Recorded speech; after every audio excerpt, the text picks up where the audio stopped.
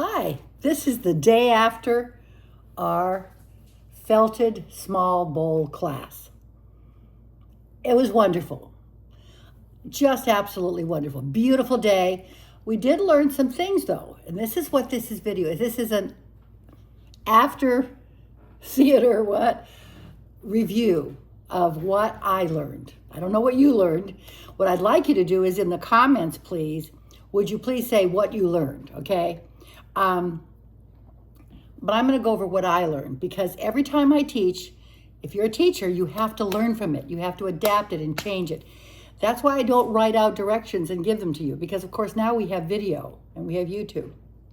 Because it changes. The minute I type it up, it's already not any good anymore. Because it's an ongoing learning process, right?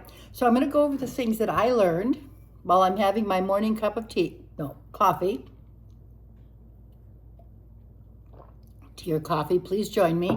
But let's go over this. And if you didn't take my class, because I had 11 or 12 people there yesterday, but I've had 50 some people look at my pre-class video that I did for the class. So some of you are watching it, I guess, to see what I'm going to say. Well, if you do wet felting, you might want to listen to this even though you weren't in the class, because this is what I learned, okay? So this is the class. I did more of the green sort of brown phase of it. And now it's in its drying phase. It's going to have a balloon in it, which I took the balloon out just because I wanted to show you. This is the one that I made in a previous class. Similar idea. You can see they come out about, depending on how much you felt. I felted this more than I felted this one. This is a little bigger. The more you felt, the smaller it gets, right? Okay, so this was the class. Now what did I learn? Let's just go over a little bit, okay? First of all, I learned bring 2 dish towels. You know, longer dish towels.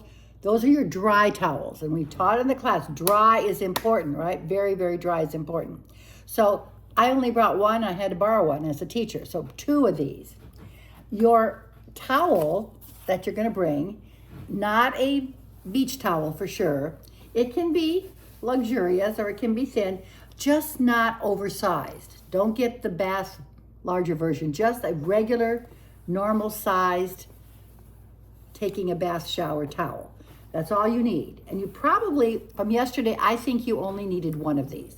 You could bring a second one, but I don't really think it's necessary. But 2 of the little hand towels, I only brought 1.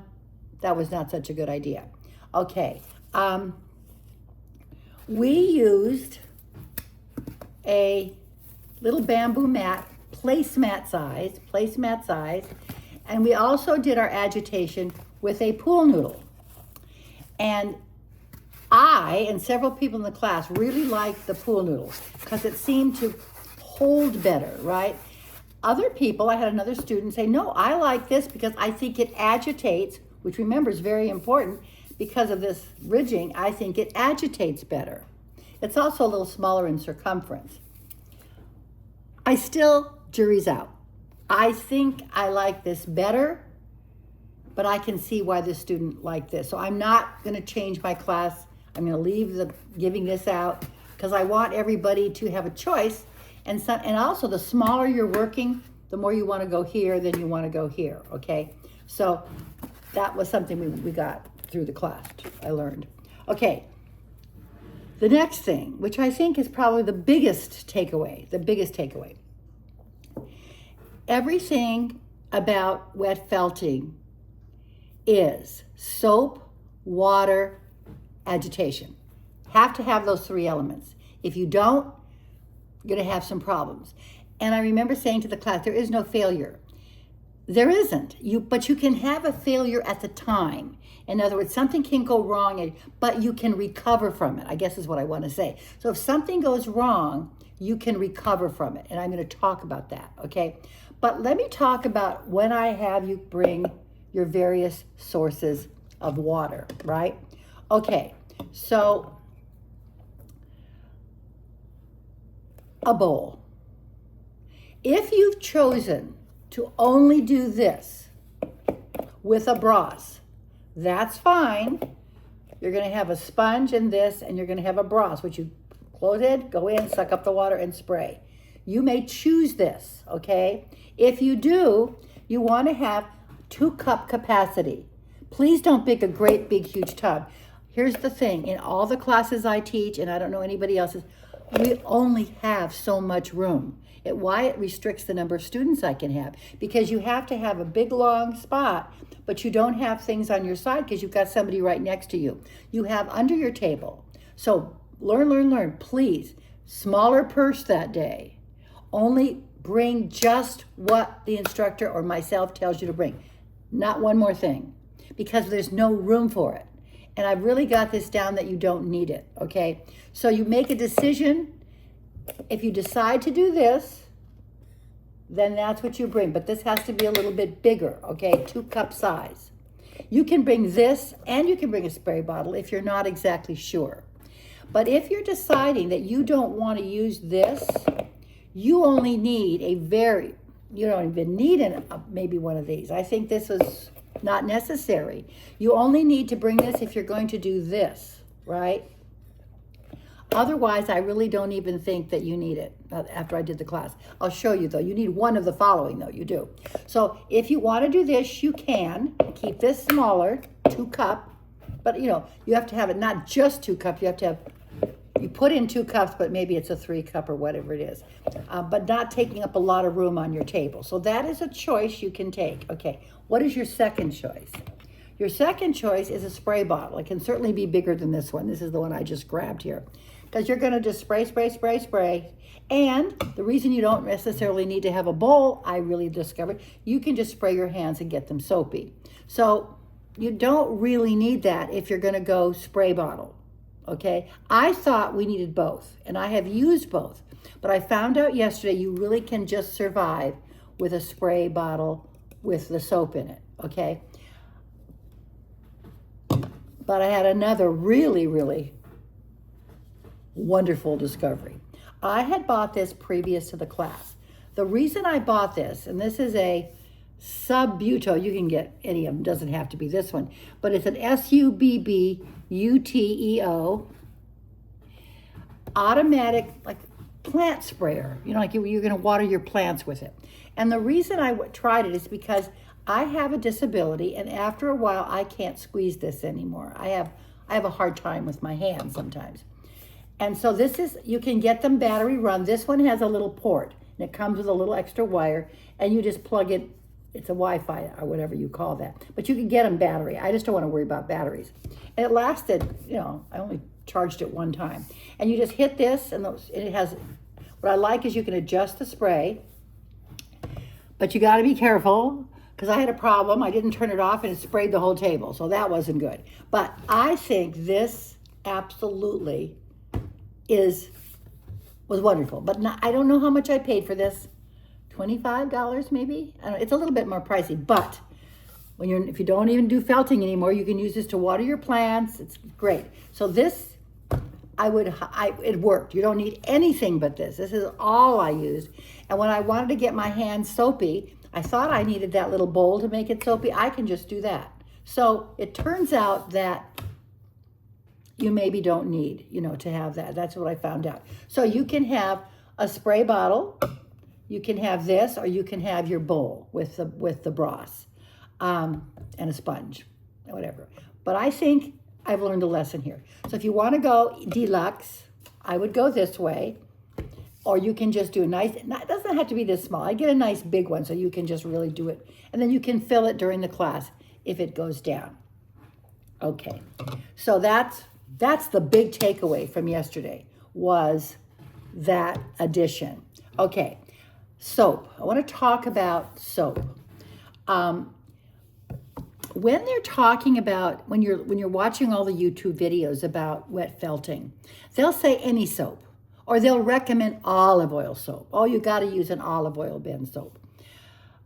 I don't know that I see any difference. I've used it all. I bought in my sink, you put some Dawn, however, I came to realize that when we're talking about the soap, I'm not talking about the soap's action on the wool anymore. I don't think I think you're going to be having your hands in this for hours. You don't want Dawn. Dawn is not going to be easy on your hands. You're going to want a bathroom soap or a bathing soap, right? Something that isn't going to be quite so toxic on you. And actually pick one that is, I thought the olive oil soap that I used yesterday was good. I used the olive oil soap for the first time. I gave it as a sample in the little bags that I gave all the students. And I did think that it was nicer on my hands. But I also, you go to the little cheaper stores, I can't think, Ross's or things like that. And you can find all these little liquid hand soaps, not foaming though. And this is, says gentle formula on it. This has a little bit of a rose smell to it. I got this one, much gentler on your hands. So pick a soap that you have, like if it's a hand soap in your bathroom, then you know it's okay because your hands are going to be in it for a long time. So that's why I don't want you to use the stuff you use for dishes. We want something that you would use for your hands or your body. And also, if you can't take a fragrance, don't. I recommend a light fragrance because it's going to help get the musty smell if you have a musty smell to the wool. So that's what I like that for. But if you're a person who can't tolerate scents, then you get what you can do. But that's why light bulb moment, the soap is not for the wool. Any of the soap is going to work. But it's about your hands.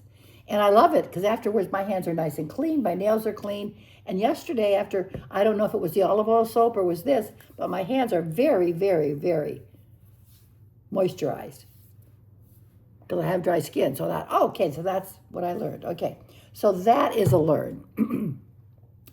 Then we had a student who was saying, well, the balloon wasn't staying clipped. They had to eventually tie. I'm telling you not to tie the balloon up because you have to go up and down, up and down. And if Maggie's watching this, I believe that Maggie was one that said she had to tie it off. And I kept thinking, no, maybe I didn't teach something right. But my thinking is either, first of all, I didn't have a big enough balloon. So this is a big enough balloon, I think. So let me try this. Oh, here it is, right here. Okay.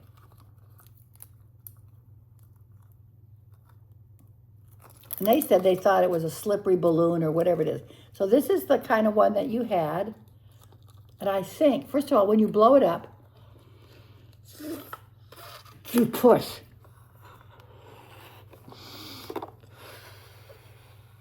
You really push down and blow. So you're forcing that balloon to really fill out. Then you twist it, twist it, twist it, twist it. And this is where I was told it wasn't closing. Well, number one, I realized this is a bad idea. I needed to do the little clips. And when I did it, I clip one. Now, I also could clip two if I wanted to stay really firm. But you also could clip it and really make sure that you wind it, wind it, wind it, wind it. Really wind it good. And put a second clip on it. And then I think it will stay. I'm going to speak specifically to Maggie. Try it. I think it will because it did. Because I really don't want you tying off the balloon. It's a waste of the balloon and you need to go up and down, up and down. So let's try this, okay? And maybe just use a smaller clip. So next time I'm going to give everybody 2 small clips and maybe some big ones. And I will teach directly how to close the balloon. I did not do that yesterday. I just said clip it off. That was a mistake of mine. And I've got to show you, push down as you're blowing. You push down so you force the balloon because a lot of people don't want the wrinkles. I don't care. I love them. I think they're part of the look. But I know people don't want them. You get rid of them by pushing down. And some people just take the balloon out when they get home, stuff it with stuffing, really, and that will do it too. And you can iron it. You can iron that, okay? So that is another thing that you can do. So that's another thing I didn't directly teach that I should have, but I really think there's a way not to tie the balloon off. First of all, you've got to really turn it around a lot. Really do that. And it will slowly leak. That's true, it does. But then you just blow it back up again. But at night, you just sit there and it dries and it will then have a shape to it when it dries with it. So this is not dried yet. And I think I'm going to be putting a 50/50 Elmer's glue on it, which I will do a video about and show you how. It's really nothing. You just take it and paint it on. But you can iron this. And you can also stuff it different ways and force this to get if you don't want the wrinkles in it. So that's something that we're going to look at. I'll look at it in another video. But okay, so that's what was learned yesterday by me, how I will address this class differently. And if you have any comments, please put them in. If you were my student, those of you who didn't take the class and are still watching it, I think you just wanted to see, when you do wet felting, what did you learn? I did have a student tell me yesterday that one of the things they learned, because they had already done felting, was they didn't realize that when they were putting the first layer of your felt on, of your wool, excuse me, that I told them you can't always go over the edge every single layer because it will telescope to a ridge here. You only do it a few times where you actually pull the wool beyond it. And that's just part of the direct teaching. I'm going to include some pictures. My friend Debbie took some pictures during the class. So I want you to enjoy that. Look at what the students did. They're just random pictures. I didn't run any video. I just was really intensely teaching yesterday. I'm going to be teaching this class again towards the end of the summer in a basketry guild called Misty Washington. It's just north a little bit of San Diego. I think that class is closed, but you can always contact the Orange County Gourd Society. Debbie Zimmerman is the president, and you can find out if there's any openings in it. You can contact me right through here. If you're interested, just put a comment, and then I'll get back to you with the contact. Now back to classes in general. Let's talk about that just a little bit. If this spoke to you yesterday, or if you're watching and it speaks to you, and you live in the Southern California area, I'm in Long Beach, California. You can look that up. And you want to do in-person. I'm going to keep doing videos, but some people, they enjoy that being right there in the moment. And it is a different experience for learning. I think we've gotten so much away from classroom learning, and people kind of want that camaraderie of other students. So I would like to teach. Obviously, you don't need this again. Would you like to, it's actually the same process. I have that video out there that you saw where my friend Linda is doing the great big bowl using something called Decadence. But I could teach an in-person class in the larger. Or I was thinking we could do a little bit larger, and it could be a purse, which I'll make one and show you. A vase, just something larger. But we want to learn another skill. So I probably would teach another skill in whatever we were going to do. So if you're interested in another class, let me know. Once I get 5 students, I can do it here at my home, which is very close. And it's summer, so it'll be easy. I have a garage that has an open door. It's got a lot of room. It's got water. It's got the whole thing. So if you're interested in that, let me know. Tell me what you're interested in, and then we can put together a class. Because if the momentum is there, if there's something you're really interested in, I have encouraged everybody to please put something in the Orange County Fair, especially in felting. And if you'd like that, and you'd like to maybe put a piece in, but you'd like a little discussion or something about it before you do that, I will consult with you on it. So that's the other thing. I was encouraging everybody to put, and even if you didn't take my class and you live in the area, Orange County, please, and you do felting, and you just happen to see this, my video here, please put something in the Orange County Fair. There's still time if you do felting, because they need exhibits in there. They need people to put pieces in so that we can grow it. This was a skill. Felting was very, very big a decade ago. And then it kind of died out. Well, like a decade ago, it began to die out. There's still people teaching it, but not very many. I think there's a lady teaching it in San Diego, somebody told me. If you teach it, if you are teaching felting, and you don't have a public presence other than watching me, you don't have a YouTube channel, though I would really think most teachers would. But if you don't, let me know who you are, and I will tell everybody where you are. If you feel that you don't want to have that kind of a YouTube channel thing. So, or you know somebody that's teaching and they aren't necessarily advertising it on YouTube. Or just, I could say it again and help them. Just tell me who they are. And then I will tell everybody about them, because some people want to do in-person classes, but they don't know where to do it. So, and then I told you the 2 really good places to go online to buy your supplies. Remember, I don't get paid for any of this. I'm a non-monetized channel, folks. Is Living Felt, and I believe they're in Texas, and Serafina Fiber Art, which is in Maryland. Serafina Fiber Art does much higher level classes. They even have a university level with some very, very intricate work. Living Felt also does it. Maybe I don't think quite at that same artistic level, but good. I don't want them to watch this and think I'm dissing them. I'm not. I just think there's a little bit of different that I see. But I love Living Felt. I buy a lot of stuff from them. For my class, I bought this. I buy things from Serafina, not as much, but I will in the future. They all have good colors. They all have very good quality wool. And yesterday in the class, we didn't have any dye bleeding out of what we did. You can also buy your wool online through Amazon. You just got to be careful that it's not been pre-treated, that it's still going to shrink. It's got to be wool that has not been pre-shrunk. And it has to be roving or batting, but I think roving is what you should look like. And you can buy it online. I have bought it.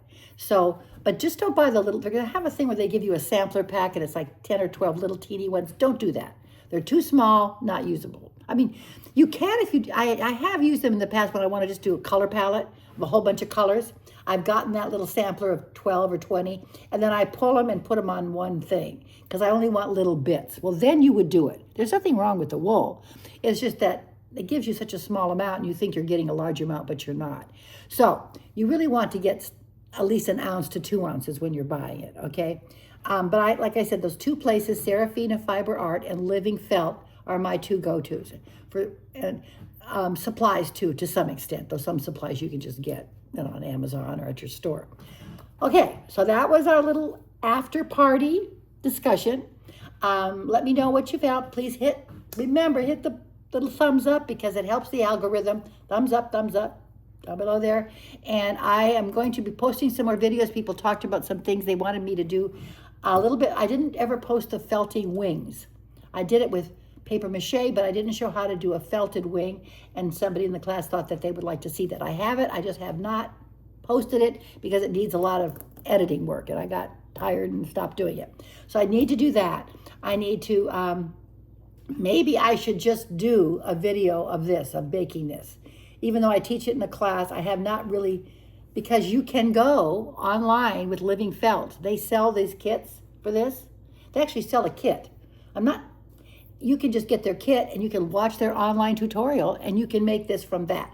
I just changed it to represent me, and but you can certainly go on there. But I thought, well, maybe I should just do a bowl.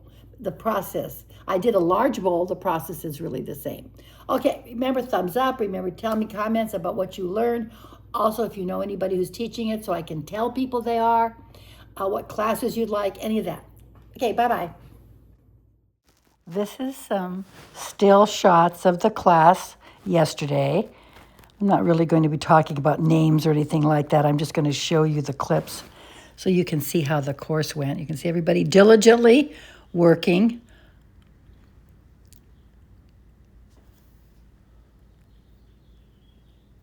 See them rolling? This is the agitation process.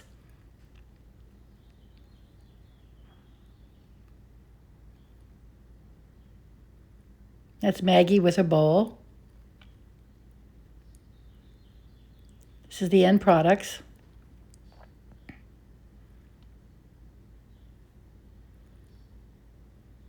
don't know why that baster's there. We didn't use it.